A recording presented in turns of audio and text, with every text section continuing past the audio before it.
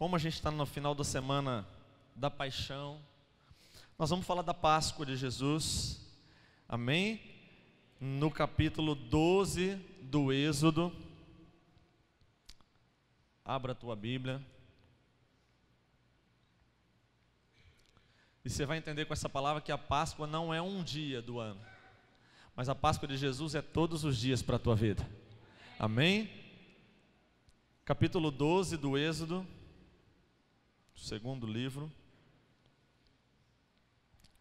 mesmo que nós temos aqui no telão. Se você tiver a tua Bíblia, abre aí. A gente vai criando o hábito de ler no telão, no smartphone, e a gente vai se perdendo na palavra, né? Não deixe de ter o hábito de carregar a tua Bíblia de papel. Por mais que você tenha o smartphone, por mais que você tenha o teu celular, e por mais que nós tenhamos aqui o telão, não deixa de trazer a tua Bíblia. Paulo nos diz lá aos Efésios que nós temos uma armadura, e uma parte importante dessa armadura é a palavra de Jesus, amém? É a espada com a qual a gente enfrenta a batalha. Então não deixa de manusear corretamente a palavra de Jesus. Êxodo capítulo 12, talvez você já até conheça a leitura. Para você que esteve com a gente de manhã, a leitura ainda está fresca na tua memória. Nós vamos ler do versículo 1 até o 14, e nós temos algo de Jesus para nós aqui nesses versículos, amém? O Espírito Santo falou grandemente com a gente pela manhã, e eu tenho certeza que Ele ainda tem algo para falar conosco, amém? Êxodo capítulo 12, a partir do versículo 1, a palavra diz assim: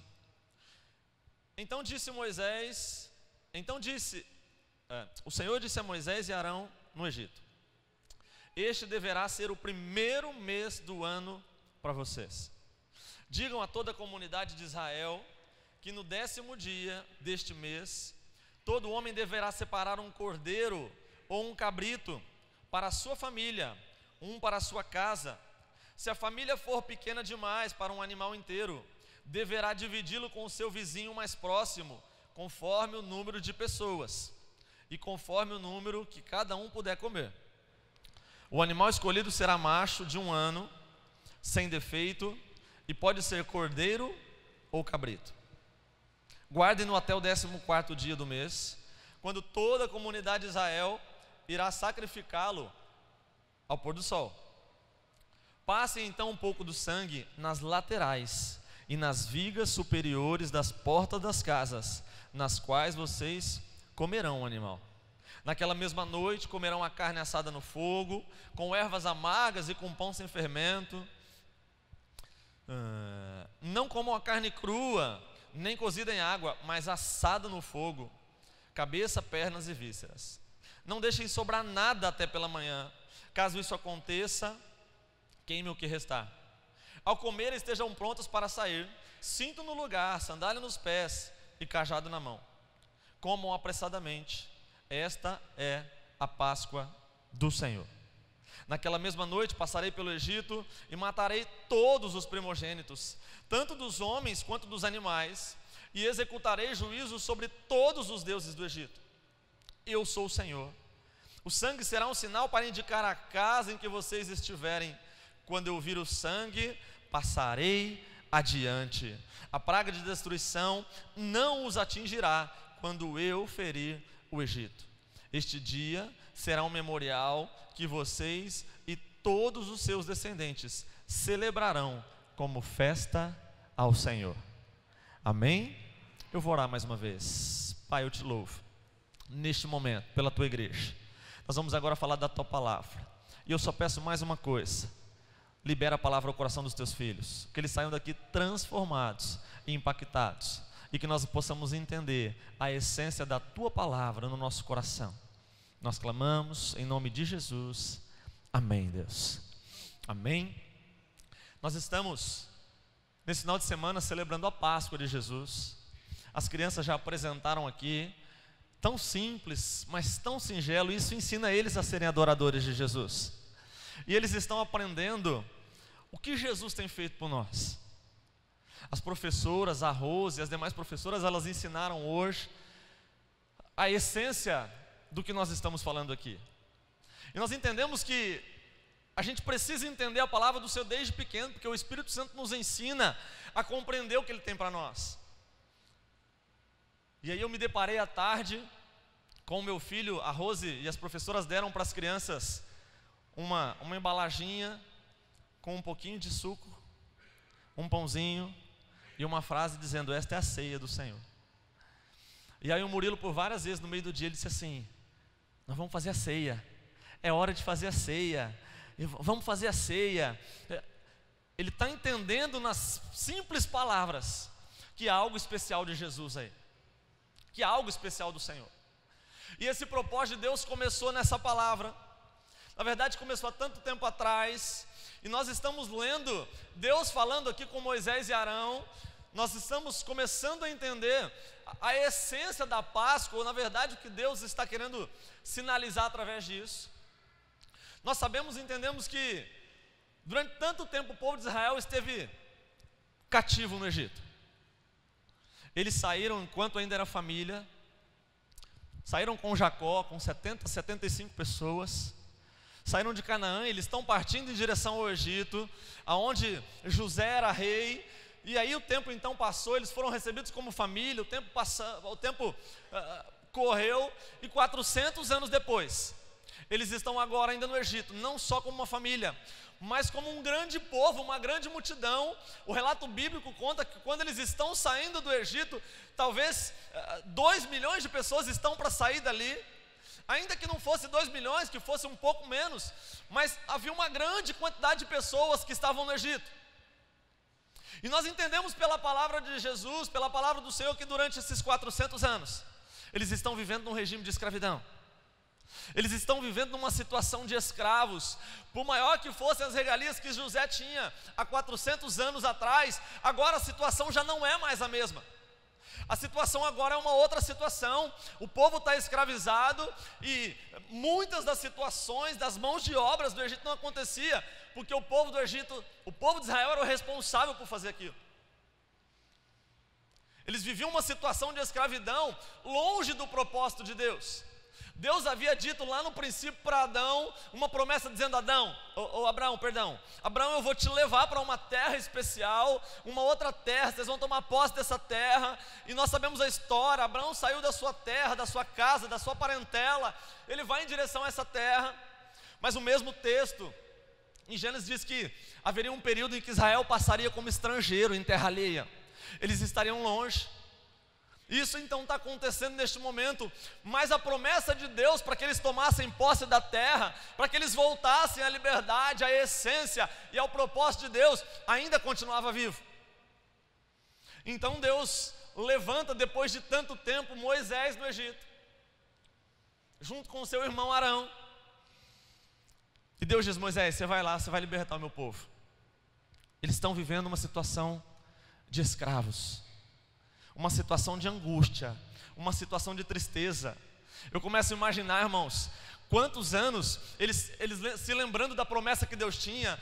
Talvez pai passando para filho dizendo assim: olha, um dia Deus fez uma promessa para Abraão de que nós sairíamos daqui, iríamos para uma terra prometida, mas esse tempo ainda não chegou. E aí, passado mais 10 anos, talvez um outro pai contando a mesma história para um outro filho, o avô contando para o neto dizendo: olha, havia uma promessa de Deus que nós teríamos a liberdade, nós teríamos a nossa própria terra. Mas eles ainda estão presos no passado, eles ainda estão presos no Egito, eles ainda estão presos na escravidão. E Deus então levanta Moisés, Deus levanta Arão, e juntos eles vão cumprir o propósito para a libertação de Israel. E nós sabemos a história. O faraó se levanta contra eles, e por algumas vezes ele dá a entender que vai libertar o povo, e de repente, quando o povo está para sair, eles dizem: não, fica, vocês não vão sair não, permanece aqui. E o faraó estava entendendo o que ele iria perder. Imagina hoje, meu irmão, 500 mil pessoas em Rio Preto. Se dessas 500 mil pessoas, metade da cidade resolvesse sair daqui, como ficaria a cidade? As empresas, o trabalho, a economia, como ficaria? E eu imagino que tudo isso passou pela mente do faraó. E o faraó diz assim: não, daqui ninguém sai, eu não vou deixar ninguém sair. E Deus diz então: se você não deixar sair, Moisés diz para ele que eu vou enviar pragas, e através dessas pragas ele vai ver o meu poder, e ele vai acabar cedendo. E nós chegamos então no capítulo 12 do Êxodo, que está nos falando sobre o anúncio da 10ª praga. Se você ler o 11 que está antes, Deus faz o anúncio de que haveria uma praga e uma morte dos primogênitos. Deus diz para Moisés: Moisés, reúne o povo, eu vou tirar vocês do Egito, eu vou tirar vocês dessa condição, eu vou tirar vocês da situação da escravidão, do domínio do pecado, do domínio da maldade, e eu vou levar vocês de fato para onde há o lugar de posse de vocês, para onde está prometido a mesma palavra que eu havia dito a Abraão, para Isaac, Jacó, para José. Eu estou confirmando, e vocês vão para a terra prometida. Então nós nos deparamos com o texto do capítulo 12, Deus conversando com Moisés, com Arão. E aí quando comecei a preparar essa palavra, Deus começou a me mostrar algumas coisas, e eu comecei a ver Deus falando o que nós precisamos do Senhor e entender de Jesus para nós, para que nós possamos celebrar a verdadeira Páscoa. Nós entendemos, às vezes, a gente espera um ano inteiro passar para a gente celebrar a Páscoa. As crianças ainda mais, que esperam para ganhar chocolate. Nós não vamos entrar na questão do chocolate, do coelhinho, eu já disse isso pela manhã, não é o nosso propósito. Mas Deus então começa a relembrar o povo através de Moisés e Arão, que ainda havia um propósito, e que o propósito de Deus de libertação para eles ainda estava vivo. Então Deus chama o povo, e a primeira coisa que Deus diz para eles, no versículo 2, ele diz assim: este deverá ser o primeiro mês do ano para vocês. E eu comecei a entender essa palavra, o que Deus está falando aqui com Moisés, com Arão, o que Deus está falando com Israel. Deus começa a dizer para eles: filhos, não importa o que vocês passaram até aqui, não importa como foram esses 400 anos, não importa se vocês foram julgados, escravizados, se vocês viveram numa região de pecado, se vocês viveram sob o domínio das trevas, mas eu quero declarar para vocês que a partir de hoje, o que eu tenho para vocês é novo, é especial e é algo tremendo para a parte de vocês. E Deus começa a dizer: Moisés, a partir de hoje tudo é novo. Já havia um calendário. O calendário do Egito, ou de Israel mesmo, era regido pela natureza, pela colheita, pela lua.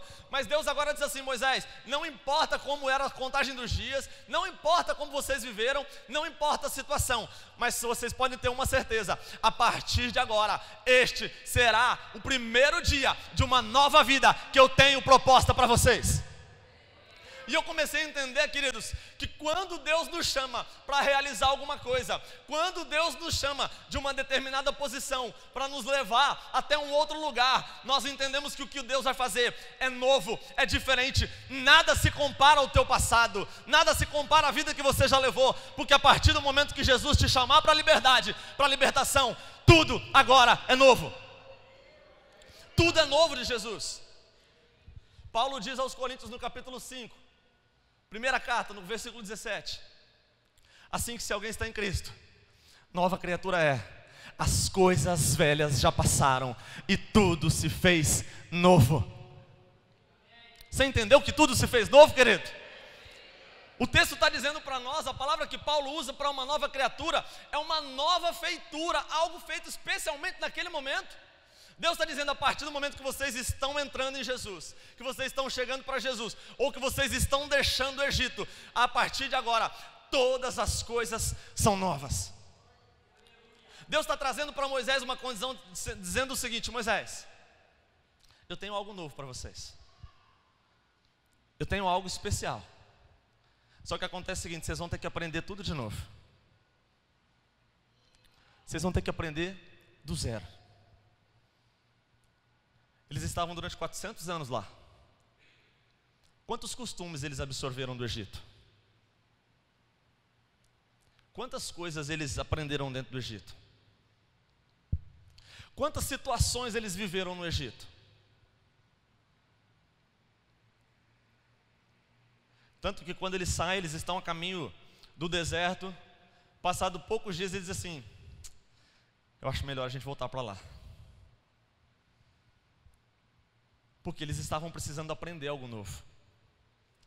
Quando Deus tem algo para a nossa vida, pode ter certeza, querido, Deus vai fazer algo novo. Deus vai nos ensinar a aprender do zero. Eu disse pela manhã assim, quando a gente começa a ensinar os nossos filhos, quando a gente nasce de novo, o primeiro dia do ano, Moisés está fazendo a referência de que você vai nascer de novo. Não importa como foi a influência do Egito na tua vida, você precisa considerar que este é o momento divisório da tua vida. As crianças são assim, a criança quando nasce, o que ela sabe no primeiro mês de vida? Ela não sabe nada, só chorar. Ela sabe que está com fome, né? Ela chora porque está com uma fome danada. A criança não sabe nada. E ela começa a aprender. E sabe de uma coisa, querida? Ela vai aprender aquilo que o pai ensinar. Até os 3 anos de idade é o momento em que o caráter da criança vai ser formado. Durante 3 anos a criança vai aprendendo. Se o pai vai mentir, o filho vai mentir. Se o pai vai lesar, o filho vai lesar. Se o pai vai transgredir, o filho vai transgredir. Mas Deus tem uma nova proposta para o povo como novos filhos a partir desse primeiro dia. Há um primeiro momento para Israel agora. Há uma nova possibilidade de vida. Há uma nova vida sendo gerada para eles a partir desse momento. E Deus diz: filhos, mas eu quero ensinar algo novo para vocês. Vocês precisam querer aprender algo novo. Adão está lá no jardim. E Deus havia acabado de fazer Adão. Criou do pó da terra. E eu pergunto para você, o que Adão sabia naquele momento? Não é por acaso que todos os dias pela tarde o Senhor descia no jardim e ele chegava lá e falava: filho, e aí? O que está acontecendo? Como que você está vivendo? Imagina, Adão diz assim: Senhor, eu não sei se está certo isso aqui. E aí Deus como pai dizia assim: Adão, filho, faz assim que vai dar certo. Faz desse jeito. Sabe por quê, querido? Adão não tinha vivido nada para trás. Aquele era o primeiro momento que ele estava vivendo ao lado do Senhor. E meu querido, o primeiro momento ao lado do Senhor é um momento especial que nós precisamos guardar por toda a vida, por todos os momentos, porque nada se compara ao primeiro momento ao lado do Senhor Jesus. Se o texto diz para nós que esse é um primeiro momento e que a gente precisa aprender de novo, a gente precisa deixar as velhas práticas. A gente precisa abandonar o passado. Você precisa entender que uma vez que você veio para Jesus, essa palavra está fazendo menção a um paralelo de Deus, através de Moisés, fazendo uma menção, traçando um paralelo daquilo que Jesus viria a fazer na minha vida e na tua vida. Deus está tratando uma história com Moisés, mas essa história se reflete na nossa vida, no propósito de conquista e de salvação de Jesus para mim e para você. Então eu preciso entender, e eu quero que você entenda com essa palavra: não importa o tempo que você passou no Egito, querido, não importa o tempo que você passou lá fora, não importa o tempo que você passou no mundo, você precisa começar a viver o teu primeiro dia na presença de Jesus. Você precisa receber algo novo do Senhor para você. Ah, Felipe, mas eu vou na igreja todo dia. E na igreja não basta, querido. E na igreja não basta. Às vezes você vem na igreja porque alguém te convidou. Às vezes você veio na igreja porque você achou interessante. Às vezes você vem na igreja porque a consciência pesou, que faz tempo que você não vem. Às vezes você vem na igreja porque teve um problema. Eu não sei qual é a condição que você entrou aqui, mas não é essa adoração que Jesus está esperando. Você precisa deixar toda a circunstância do passado e mergulhar de cabeça na nova vida que Jesus tem para você, querido. Deus está dizendo para Moisés: Moisés, eu vou tirar vocês do Egito. Biblicamente o Egito representa o mundo, querido. E Deus não vai tirar ninguém do mundo parcialmente. Preste atenção, Deus não faz ninguém nascer pela metade. Quando Deus criou Adão e Eva, Ele criou ele totalmente, prontinho. A gente não vê Deus criando Adão e falando assim: Adão, agora se vira para crescer, se vira para continuar. Não. A obra que Deus fez lá no Jardim do Éden, na vida de Adão, na vida de Eva, foi perfeita. Deus conclui a sua obra, querido. A partir do momento que Deus nos chama, todas as coisas são concluídas pelo Senhor na nossa vida. Nós precisamos entender que o chamado de Jesus para nós é o primeiro momento, é o primeiro mês que Deus tem para nós. Se Deus está chamando você do Egito, você precisa olhar para trás e deixar o Egito para trás. Nós vemos no meio da multidão, eles estão caminhando, e de repente alguém olha para trás e fala assim: meu Deus, lá tinha sombra, lá tinha água fresca. Ah, meu Deus, quando eu não estava na igreja, eu tinha dinheiro, agora que eu vim para a igreja, parece que o negócio complicou. Quando eu estava lá fora, eu estava prosperando financeiramente, agora que eu vim para a igreja, parece que o negócio ficou difícil. Quando eu estava lá fora, eu não tinha problema, agora eu cheguei. Meu irmão, Jesus nunca disse que seria difícil, mas Ele sempre disse que te ajudaria nas horas difíceis e que Ele estaria ao teu lado, te dando força para superar qualquer situação.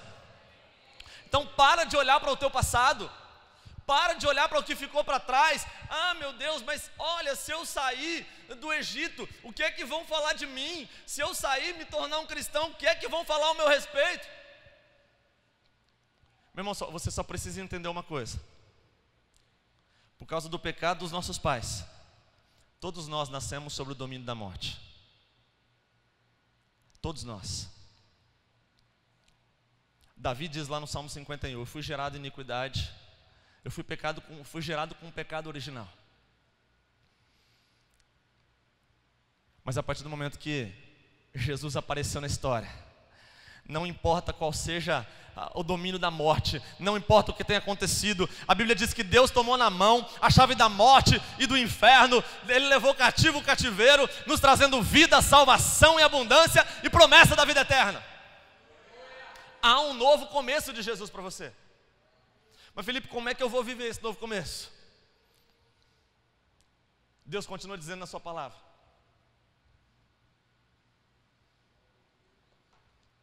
Deus diz: Moisés, eu tenho um novo começo para vocês.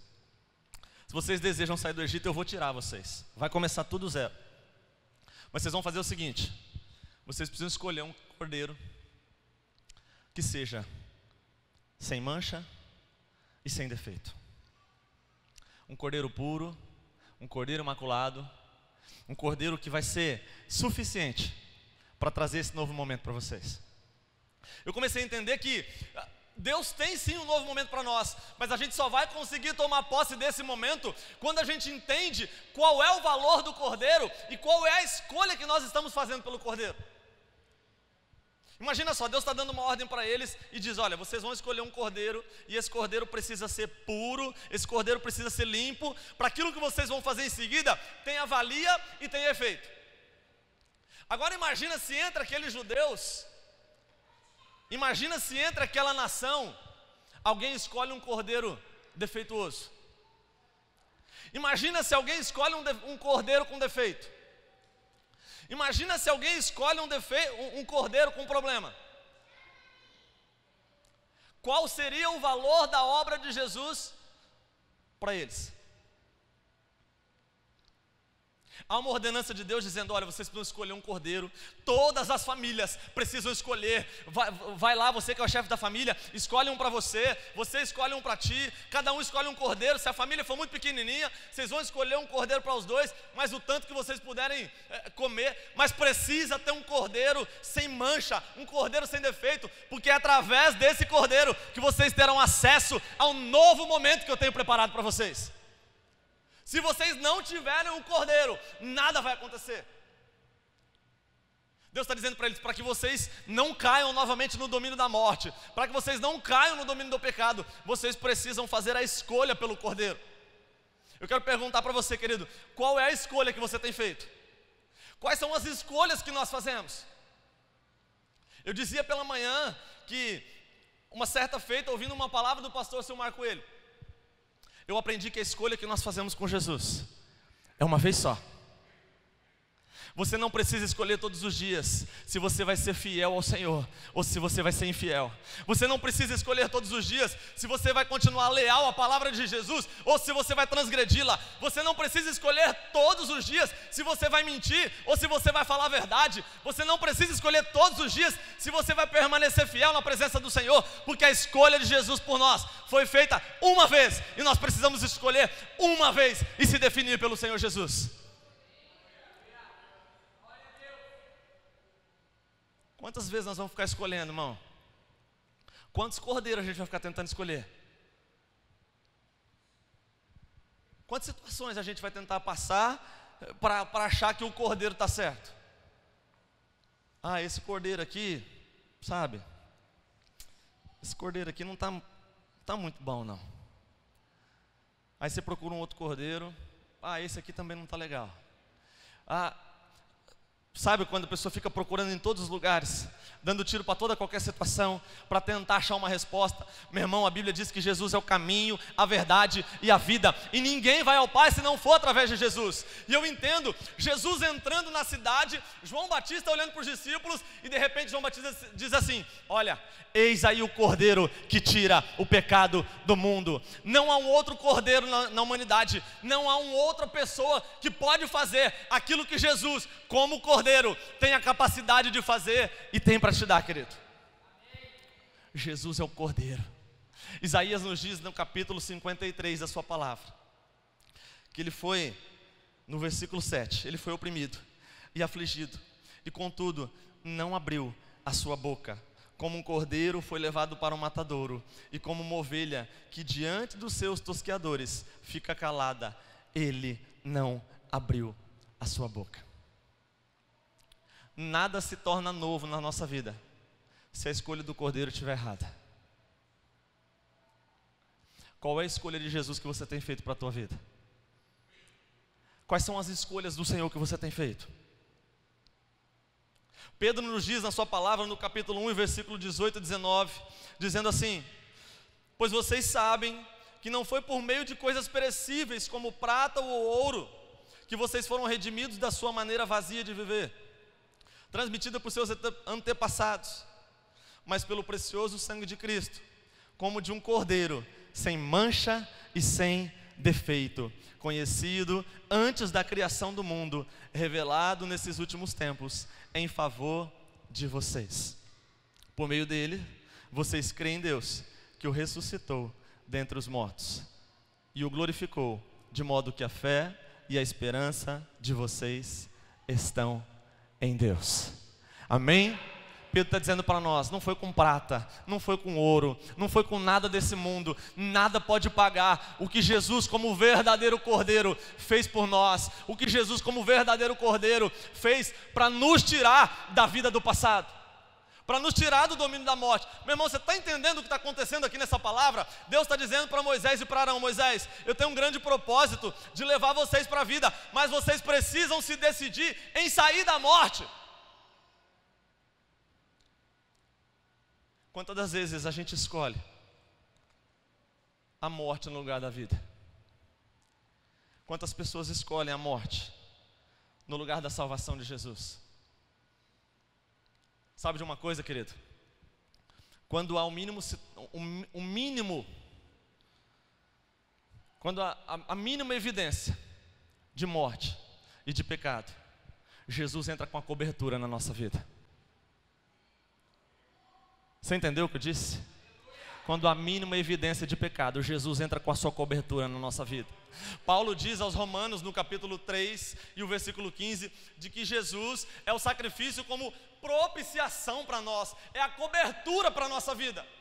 Eu vejo isso muito nítido e claro, voltando lá para o jardim do Éden, e Deus havia dado uma instrução para Adão e para Eva, dizendo: filho, vocês podem fazer o que vocês quiserem, o momento para vocês é novo, é o primeiro momento, a vida é nova, eu vou ensinar vocês como viver, eu vou ensinar vocês como agir, eu vou ensinar vocês a conquistarem, mas é o seguinte: vocês podem fazer uso e fruto de tudo que vocês quiserem, vocês podem comer de todas as árvores do jardim, vocês podem se alimentar de qualquer coisa, tudo é de vocês, vocês só não vão passar perto daquela árvore que está no meio do jardim. Aquela árvore vocês não vão ter acesso, aquela árvore não convém que vocês comam dela, porque se vocês comerem, vocês vão conhecer a morte. Olha só, meu irmão, eles estavam vivendo vida plena em Jesus. Eles estavam vivendo vida plena no Senhor. A Bíblia diz que quando soprava a brisa no jardim, e talvez essa brisa era o Espírito Santo que estava soprando sobre o jardim, Deus se apresentava sobre ele, e nos passos de Jesus caminhava com Adão dentro do jardim, meu irmão. Eles estavam tendo uma vida de intimidade com o Senhor, vivendo vida plena com o Espírito Santo naquele lugar.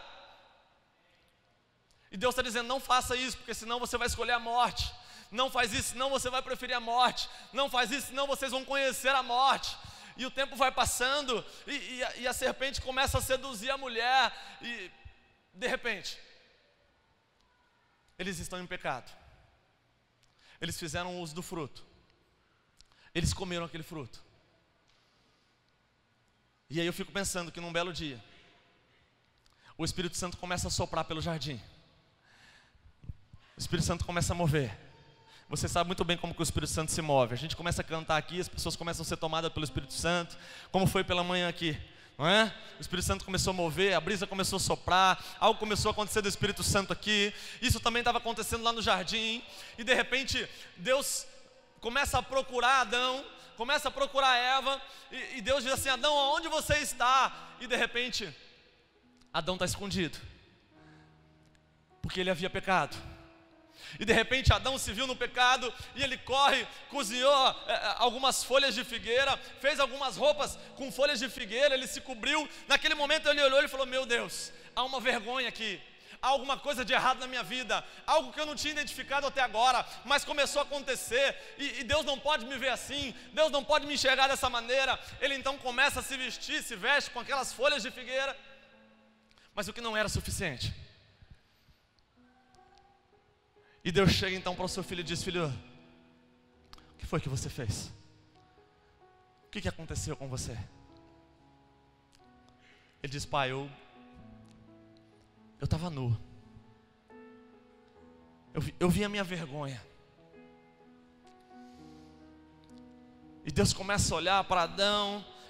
Eu imagino que com lamento Deus começa a dizer: não foi com esse propósito que eu te criei. Assim como Deus olha para você e diz que não foi com esse propósito que Ele criou você. Deus criou você, querido, para um propósito muito maior na presença dEle. Deus chamou você para sair do Egito e para viver na terra prometida. Deus chamou você do Egito para viver no jardim do Éden, numa vida de santidade, vida plena no Espírito Santo.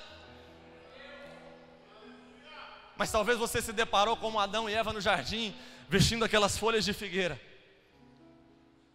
que para Deus não esconderia vergonha. Então Deus chega aos seus filhos e diz: eu vi, filho. Quem foi? Quem foi que te disse? Por que você se cobriu? Senhor, eu vi que eu estava nu. Eu vi que eu falei com o Senhor. E aí, querido, como eu disse, ao menor indício de problema e de pecado, Deus entra com a solução, Deus entra com a cobertura, Deus entra com a resposta, para tornar o nosso choro em alegria, para mudar a nossa vergonha em momento de júbilo, em honra, em glória. E Deus então entra com a solução para a vida de Adão e Eva. E a Bíblia diz que Deus então sacrifica um animal. Eu entendo biblicamente que Deus sacrifica um cordeiro naquele momento, porque a Bíblia diz que Jesus é o cordeiro morto desde a fundação do mundo. E Deus sacrifica um cordeiro. E eu imagino que com as vestes, com aquela pele ainda molhada de sangue, Deus vem com a veste sobre eles e coloca e diz: filho, não importa o que você fez, não importa o pecado que você cometeu, o cordeiro já derramou o seu sangue, e está aqui uma nova veste para cobrir a tua vergonha, para cobrir a tua nudez. Querido, as folhas da figueira vão esconder por um momento a tua vergonha, mas as vestes preparadas pelo Senhor vão esconder definitivamente o teu pecado. As folhas de figueira vão expor a tua vergonha, o teu desprezo. As folhas de figueira vão expor o teu pecado, mas as vestes de salvação do Senhor estão preparadas para você, através do sangue precioso e da cobertura de Jesus Cristo.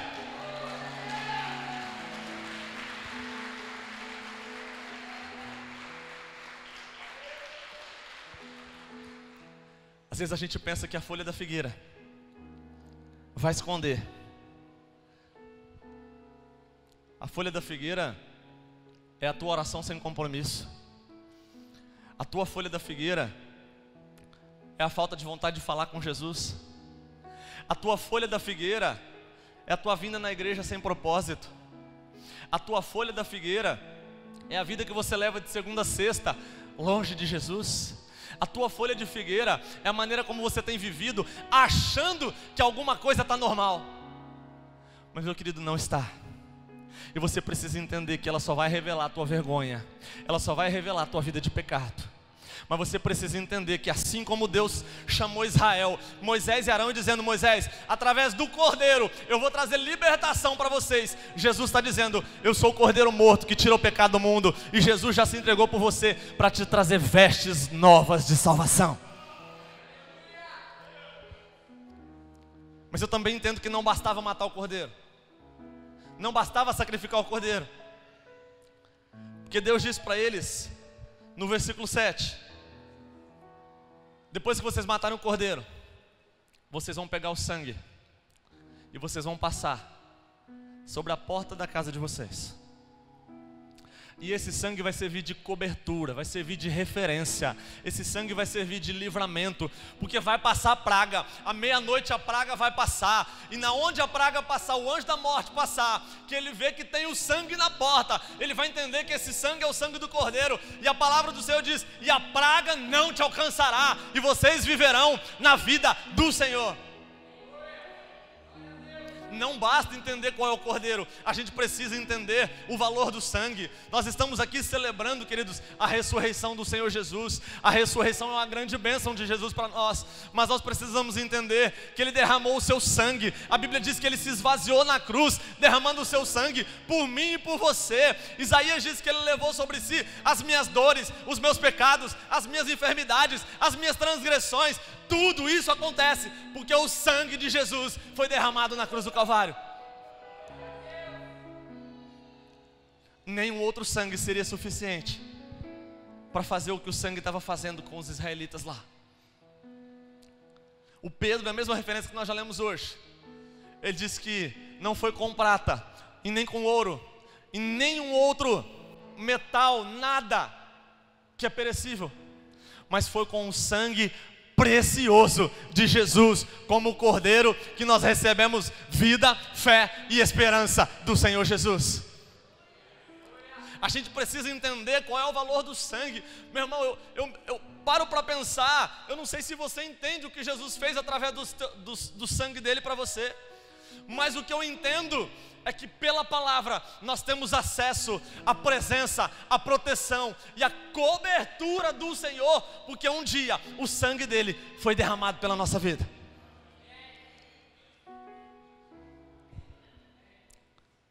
O sangue de Cristo é tão valioso, comparado a um sangue de qualquer outro animal, como o ouro e a prata são valiosos comparado ao ferro e o chumbo. O sangue de Cristo é preciosíssimo demais. Às vezes a gente não entende porque nós não temos acesso físico a esse sangue. Mas quando a gente começa a entender o que é o sangue de Jesus para nós, a gente começa a entender que de fato Jesus nos tirou do domínio da morte. Jesus está dizendo para eles, após dizer toda essa palavra: vocês vão passar o sangue na porta, o anjo vai passar, mas se ele ver o sangue lá, vocês vão permanecer vivos. E Deus conclui dizendo assim: essa é a Páscoa para vocês. Meu irmão, eu começo a entender com essa palavra que a Páscoa não é um dia do ano, mas a Páscoa de Jesus para mim e para você são todos os dias que nós entendemos que através do sangue de Cristo nós recebemos a liberdade e a salvação na presença de Jesus.